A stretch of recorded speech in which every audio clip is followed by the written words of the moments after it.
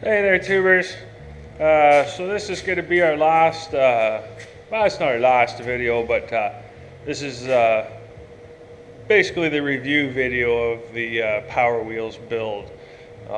So this is basically, the machine's done. By now you've seen 2 run videos with body on, one without the body on, another one with some wheelies and stuff, and some good times and some wipeouts. Honestly, since the run videos, I really haven't done anything to it. It's been working awesome. So it looks great as far as I'm concerned. It turned out really nice. I got absolutely no complaints about the stance of it or how it turned out or how it looks. It worked out awesome. Everything worked out awesome. It drives great. It moves along good. It does, I haven't even had the GPS on it. 15, 20 kilometers an hour, like tops, like rung right out. But honestly, it doesn't need to go much faster. I didn't want it to be fast. I did mention that in a few videos now, but yeah, the full intent plan was to not be super fast. Kid drivable, but fun. It's got plenty of power. For anybody that's tuning in the first time, it's a 5-horse Briggs & Stratton is all it is, and it's actually a downshaft push-more motor. But because of the configuration that I've used with the transmission, I need a downshaft motor. So this transmission is actually a fully self-contained hydrostatic transmission. So run the belt to it. There's no clutch. There's no nothing. It just works. It runs. You push the pedal. We ended up with a pedal, and if you've watched the videos, this was the third version of how we made it run. But this pedal here, push it a little, goes a little. Push it far, it goes far.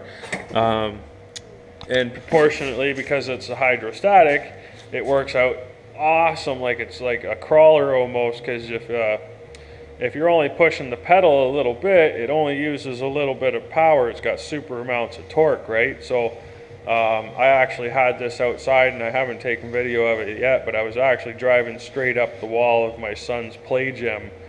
No problem. Touch the tires on the front and give it a little gas or a little pedal, and it would just walk right up, no problem. So, but anyways, yeah, so this is what I ended up with. So like I say, it's the 5-horse downshaft. It actually fits in there pretty good. And the hydrostatic rear end, like I say, it's pedal actuated. There's absolutely no clutch. There's no muss, no fuss. There's not even a brake on this machine. There is provisions for a brake on it because it is a lawnmower rear end, but because of the hydrostat, as soon as you let go of the pedal, it stops. And the wheels automatically lock up just as good as any lawnmower wheels get a lock up with the standard brakes, and the diff opens still. So honestly, it's so simple to drive, which was exactly what I was aiming for. And to be quite honest, like I say, like on a review kind of basis, the fact this thing worked out better than I imagined as far as actually driving and drivability and that. My son drives this thing. He's just about 11 years old, and he drives the crap out of this thing. He can drive it no problem. Steering's no problem for him. He can work the pedal good. He can do wheelies. You've seen him in the videos. I actually let my daughter take a little ride on it today. I just idled it down because it's on the governor, so that works out good. I just idled it right down, and she buzzed around the yard in a circle and was good with it, and even she could steer it and that. So the steering worked out real well. The drive worked out really well. The hydrostat is just a beautiful thing in this thing, really. Like I say, I've never tried the hydrostat before, for 2 reasons. One, because I've never had one like this before, where it's all self-contained. Like I say, it bolts up just like any other lawnmower transmission that you've ever seen, any 5-speed or 3-speed or anything like that. It's got the universal sets of bolt holes on the outside with the frame mounts, and it's bolt in, it's one piece, and it's done. So I never really had one, and then once I had this one, the question became to me was, how fast can I overdrive it, because it's a hydraulic pump, right? So I can't just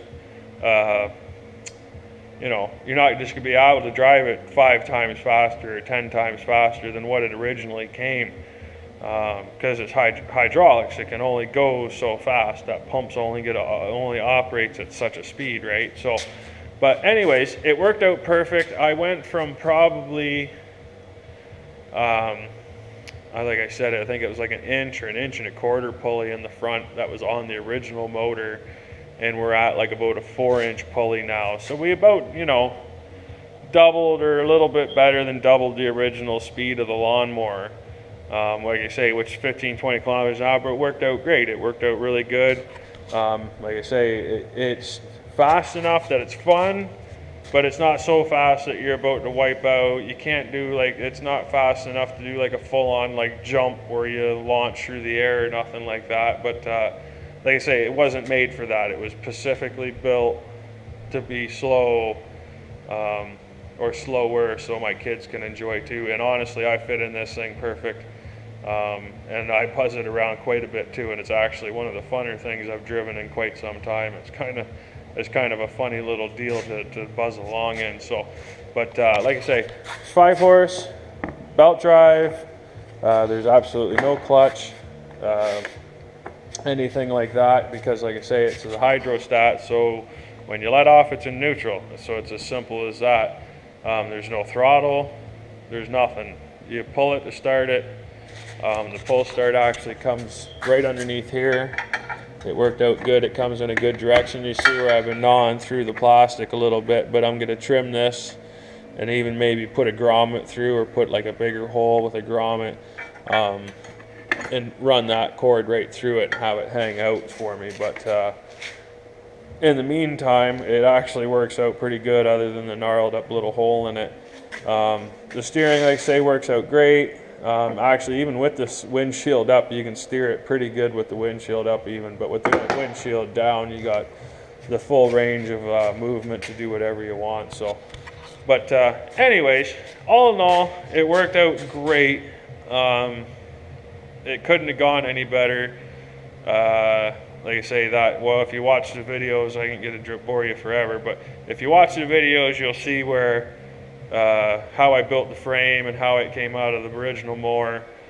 This is basically the front and rear and the middle of a Toro lawnmower, but completely chopped up and completely modified, and not anywhere near what it was, excluding for the front end is bone stock as far as the steering goes, and the rear end is bone stock as far as how it operated, how it came out of the machine. I haven't changed a pulley on it, haven't done nothing. It is right the way it came out. The wheels are off 2 different motors, obviously both rear sets. This is actually the rear set off the Sears race mower, and this is the rear set off of I think it was like an old like a cheapy off brand mower, but they came pretty close to the same size, and they got the same size rim.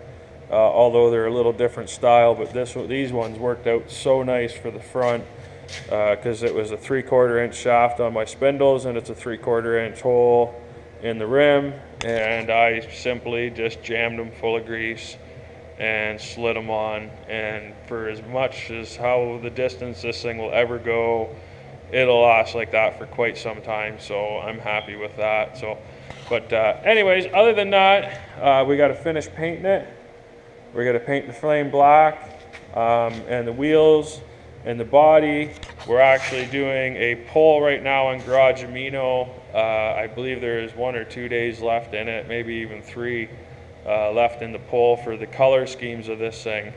And the color schemes are either going to be Jurassic Park, the Jeep from it, the original Jurassic Park, or there's a desert camo style Jeep or there's a MASH Jeep, like a MASH Army Jeep, basically. So just like a plain drab olive gray Jeep. So that's basically where we're going with it for now. And for kicker points, this whole project I have $10.95 involved into, and that was for the belt. I didn't have a belt that was the right length kicking around. I have tons of belts, but I just didn't have one short enough for this project. So yeah, it was $10.95 for the belt.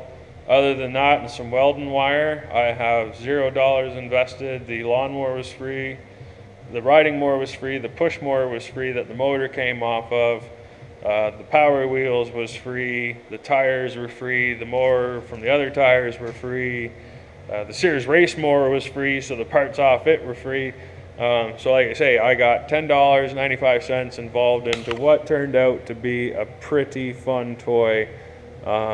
I'm impressed with it myself. It runs great. My boy loves to drive it. Like I said, I love to drive it. We'll get it painted up here soon and prim up a couple other little pieces, but other than that, it's ready, set, done. You know, it worked out really good. And to boot, it was an awesome father-son project. It was a little more father than son, obviously, but other than that, it was a great time. So we're going to get some paint splashed on it as soon as this Garage Amino vote's done. And then we'll do one more video with paint, and we'll do some romp videos from time to time, and then we'll figure out what the next project's going to be. But for now, this one's pretty much done. So like I say, go with Garage Amino. It's an iPhone or Android app, and download it. I'm under CK Redneck, just like my YouTube account. And give me a vote for what color you want it to end up painted. So, but that's it. That's how we worked out, and we'll continue on. Thanks a lot.